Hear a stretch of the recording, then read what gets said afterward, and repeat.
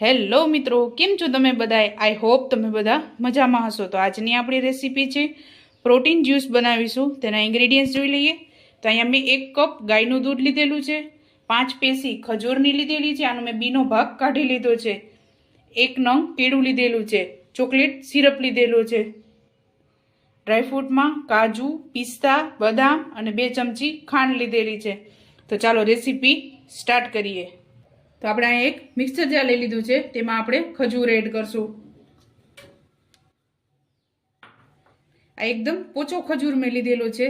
જો તમારી પાસે એકદમ કઠણ ખજૂર હોય તો આપણે એને 1 કલાક માટે દૂધમાં પલાળી લેવાનું છે.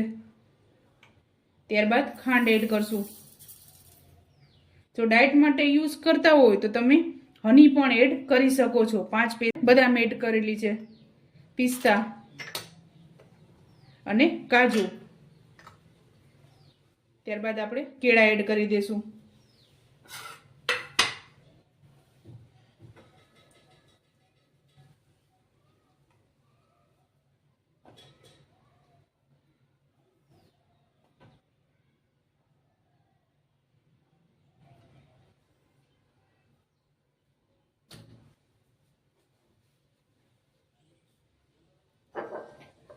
ત્યારબાદ દૂધ એડ કરશું.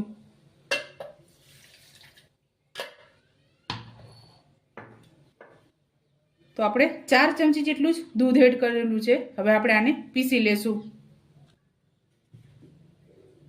તો આપણે એકદમ સરસ પીસાઈને રેડી થઈ ગયું છે.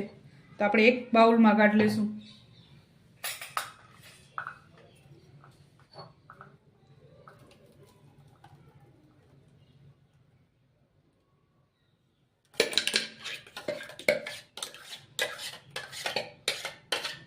બધું દૂધ આમાં એડ કરી દેશું.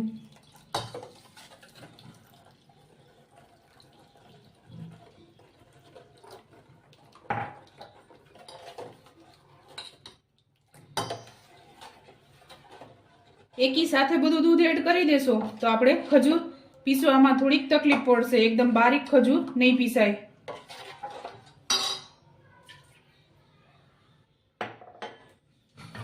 એકવાર આને પીસી લેશું.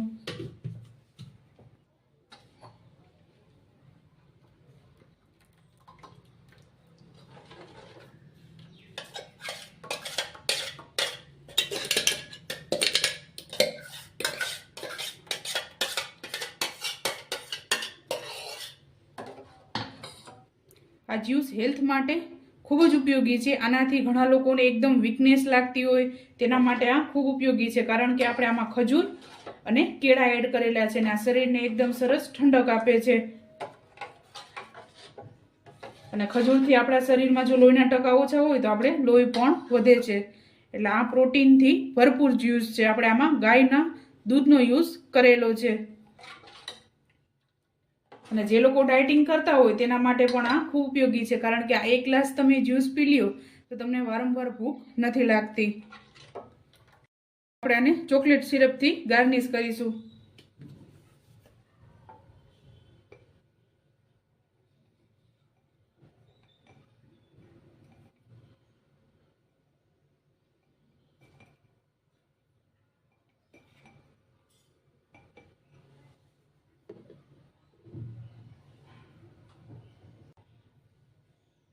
ત્યારબાદ આઈસ ક્યુબ એડ કરીશું.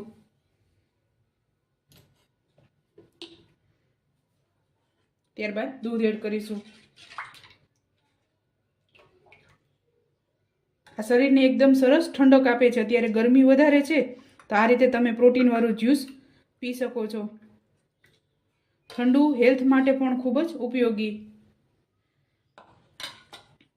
ત્યારબાદ આપણે ચોકલેટ સિરપ એડ કરશું. ત્યારબાદ ચોકલેટ સિરપ એડ કરશું.